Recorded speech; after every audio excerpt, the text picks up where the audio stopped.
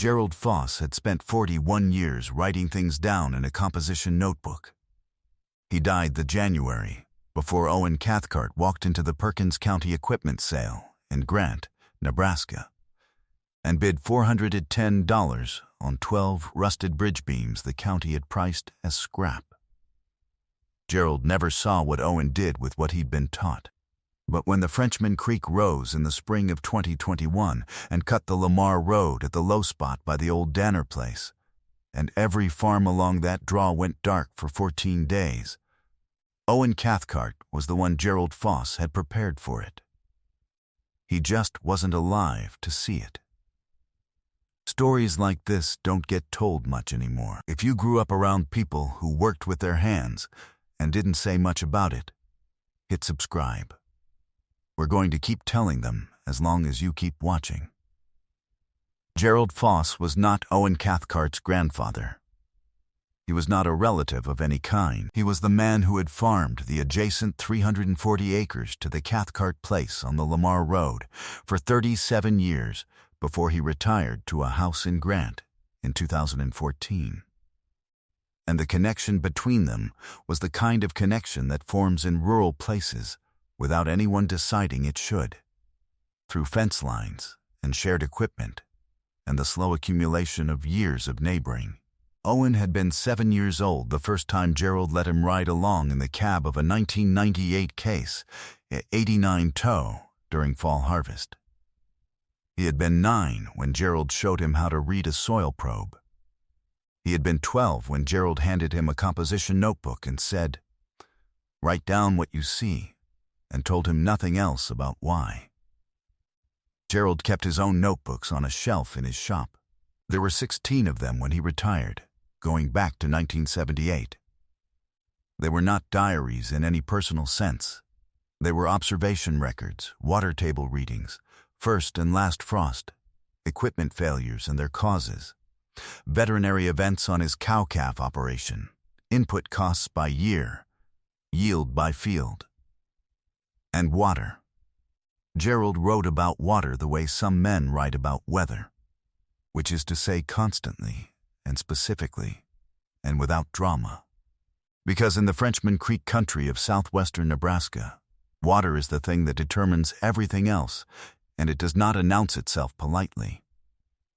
Owen had read portions of those notebooks over the years, sitting in Gerald's shop on winter afternoons when there was nothing pressing, and Gerald felt like talking, which was not often, but was more often than people who didn't know him would have expected.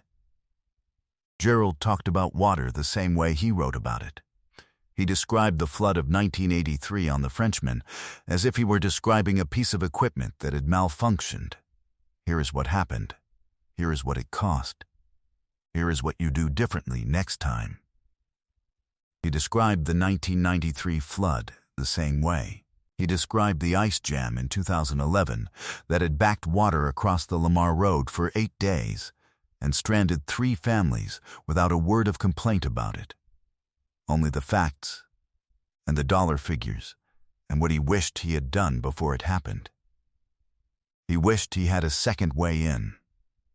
He said it more than once over the years. Not urgently, the way a person mentions a thing they have accepted they will not get around to. His place was laid out such that the Lamar Road was the only access.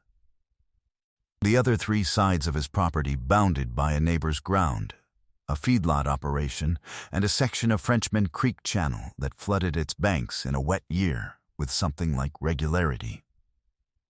There was no practical second access for Gerald. He accepted this.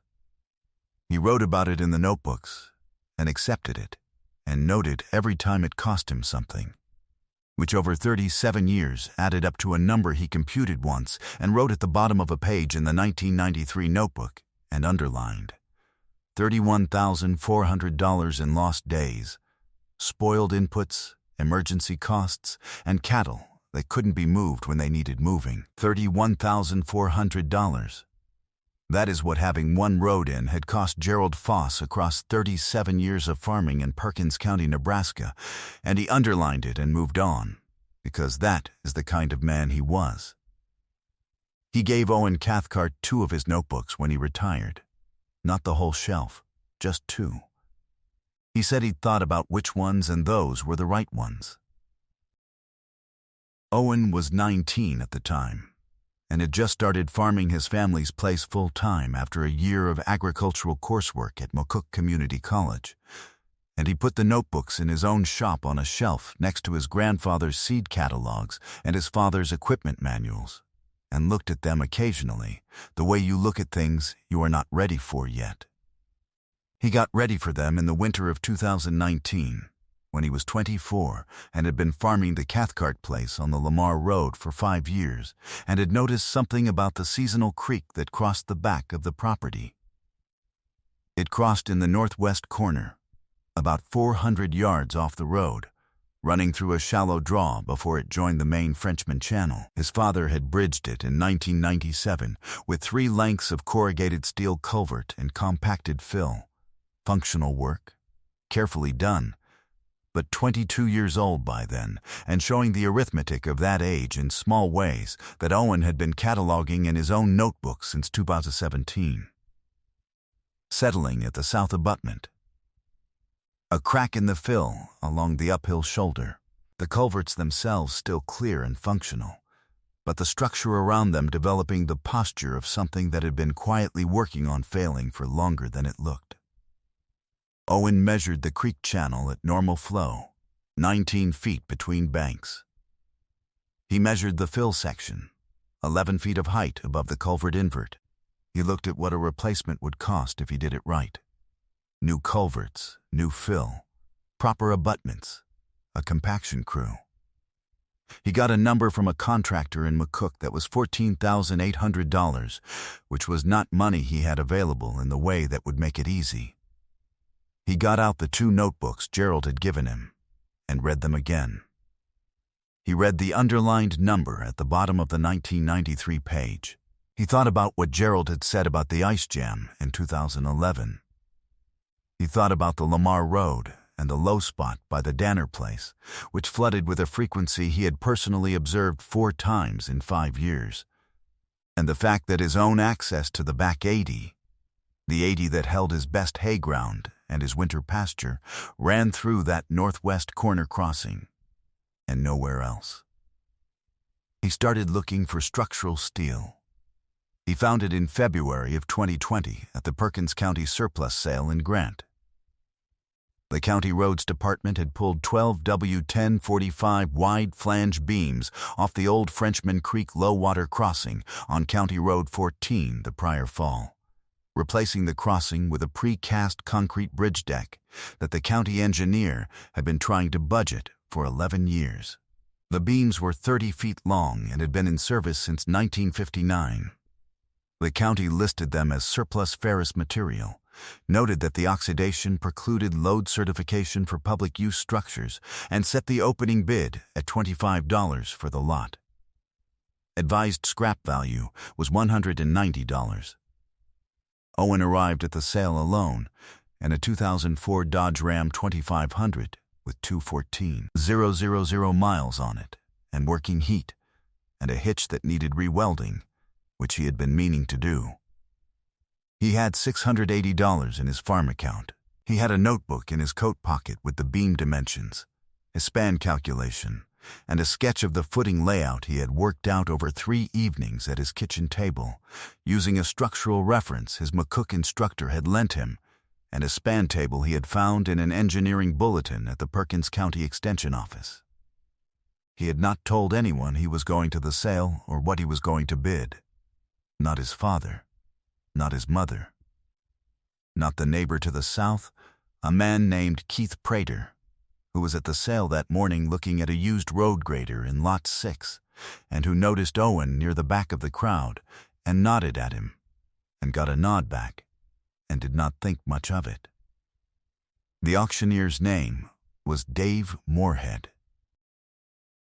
He had a way of reading surplus lot descriptions in a tone that suggested he personally found them faintly embarrassing, which is a fair tone to use for 12 rusted bridge beams on a February morning when the temperature is 14 degrees. He read the description. He opened at $25. A man from a scrap hauling operation in Ogallala said $25. Owen said $200. The scrap hauler looked at him. Owen looked at the beams. The scrap hauler said $250.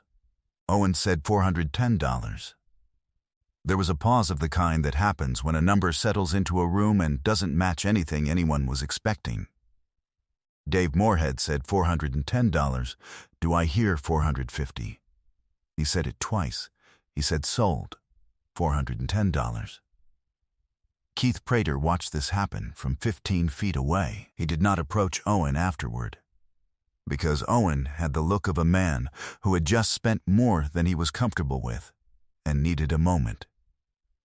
Keith had farmed long enough to recognize that look and respect it. Owen arranged the beam transport through a neighbor with a flatbed trailer, made 2 trips over 2 weekends, and stacked the beams on high ground at the edge of his shop yard. They sat there through the rest of February and through March while the ground firmed. He poured the footings himself in late April, mixing in a rented drum mixer because the ready-mix minimums were more than he needed. He set the beams in pairs on a borrowed telehandler, 3 pairs side by side for an 8-foot deck width, spanning 22 feet of channel with 4 feet of bank bearing on each side. He decked it with 2-inch oak planks from a sawmill in Waneta and fastened them with structural screws he ordered online. The whole job took 4 weekends and cost $2,060, including the beams, the concrete, the lumber, the hardware, and the equipment rental. His father came out and looked at it when it was finished. He walked across it and looked at the footings and looked at the beam bearing and did not say much. He asked where Owen had gotten the span design. Owen showed him the notebook with the calculations. His father looked at the calculations for longer than Owen expected him to. He said the safety factor looked conservative. Owen said he'd used 1.75 on the live load. His father said that was right. He said Gerald used to do that. Owen said he knew. The spring of 2021 was the wettest in Perkins County since 1995. The Frenchman Creek crested at 14.1 feet on the gauge at the Grant Bridge on April 9th.